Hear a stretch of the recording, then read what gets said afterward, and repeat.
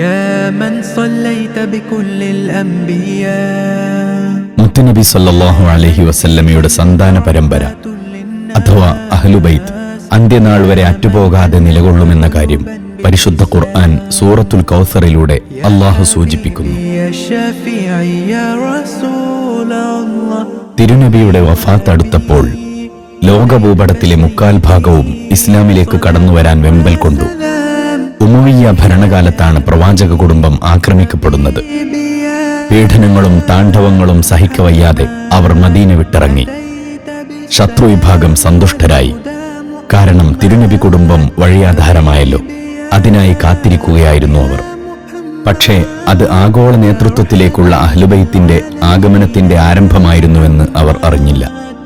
മക്കയിൽ നിന്ന് നബി തങ്ങളെ ആട്ടിയിറക്കിയപ്പോൾ അത് അവരുടെ അധപ്പതനത്തിന്റെ തുടക്കമാണെന്ന് മക്ക മുശ്രിക്കുകൾ അറിയാതെ പോയതുപോലെ ഒരിക്കൽ റസൂൽ കരീം സല്ലല്ലാഹു അലൈഹി വസല്ലം അലി റളിയല്ലാഹു അൻഹുവിനെയും ഫാത്തിമ റളിയല്ലാഹു അൻഹായെയും ഹസൻ ഹുസൈൻ റളിയല്ലാഹു അൻഹുമായെയും ഒരു പുതപ്പിനുള്ളിൽ ഒന്നിച്ചിരുത്തി തിരുനബി പറഞ്ഞു, ഹാദാ അഹ്ലുബൈത്തി.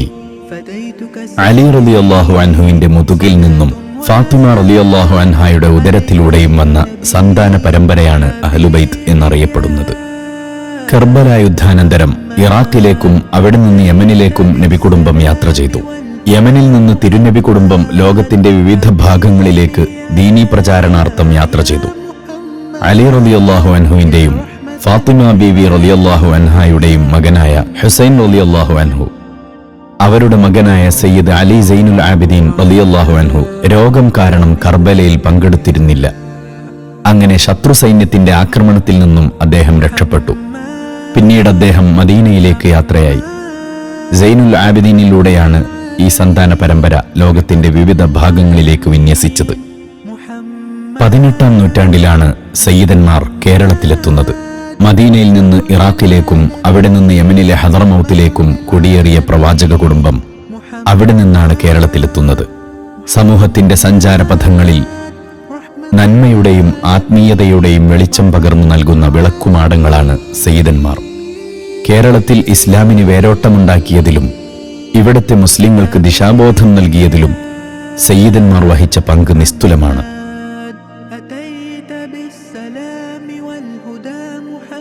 കേരളത്തിലെത്തിയ നബി കുടുംബ താവഴിയിൽ വിഖ്യാതമാണ് ശിഹാബുദ്ദീൻ കുടുംബം.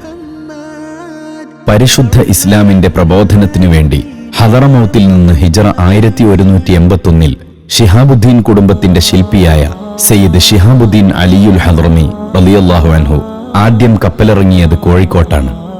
അദ്ദേഹം 3 ദിവസം ഷേഖ് ജിഫ്രിയുടെ കൂടെയാണ് താമസിച്ചത്. പിന്നീട് ഷേഖ് ജിഫ്രിയുടെ നിർദ്ദേശപ്രകാരം ഖാദി സ്ഥാനം ഏറ്റെടുക്കാനായി കേരളത്തിലെ പ്രശസ്ത മുസ്ലിം കേന്ദ്രമായ വളപട്ടണത്ത് വന്നെത്തി.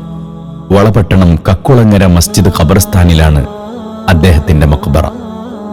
അവരുടെ മകനായ സയ്യിദ് ഹുസൈൻ ശിഹാബുദ്ദീൻ തങ്ങൾ കണ്ണൂർ അറക്കൽ രാജകുടുംബത്തിൽ നിന്ന് ഖദീജ എന്ന മഹിളാരത്നത്തെ വിവാഹം ചെയ്തു. പാരമ്പര്യമനുസരിച്ച് ഖദീജ എന്നവർ രാജ്ഞിയായപ്പോൾ അദ്ദേഹം താമസസ്ഥലം കോഴിക്കോട്ടേക്ക് മാറ്റി.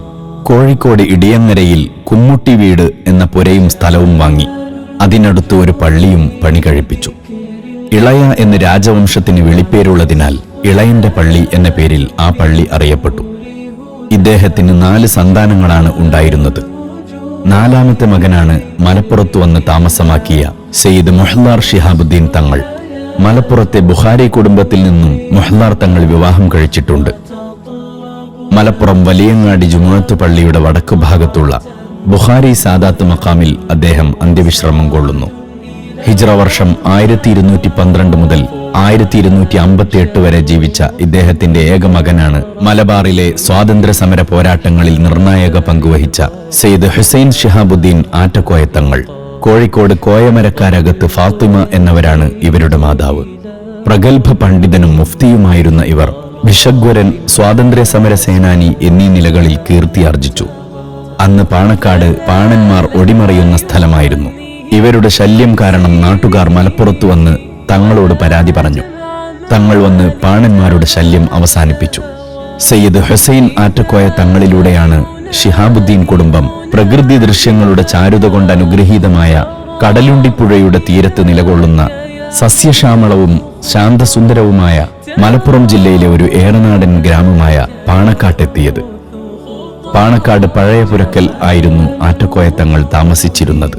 സ്വാതന്ത്ര്യ സമരത്തിൽ പങ്കെടുത്തവർക്ക് തങ്ങൾ കൊടുത്ത ഉറുക്ക് പ്രസിദ്ധമാണ്. ഉറുക്ക് ധരിച്ചവർക്ക് വെടിയേൽക്കാതിരുന്നത് കാരണം തൃക്കളയൂർ യുദ്ധത്തിൽ ഇന്ത്യൻ സ്വാതന്ത്ര്യ സമരത്തിൽ ആദ്യമായി ഗ്രനേഡ് പ്രയോഗിക്കാനുള്ള അനുമതി അന്നത്തെ കലക്ടർ മദ്രാസിൽ നിന്ന് നേടി. ഗ്രനേഡ് പ്രയോഗിച്ചു.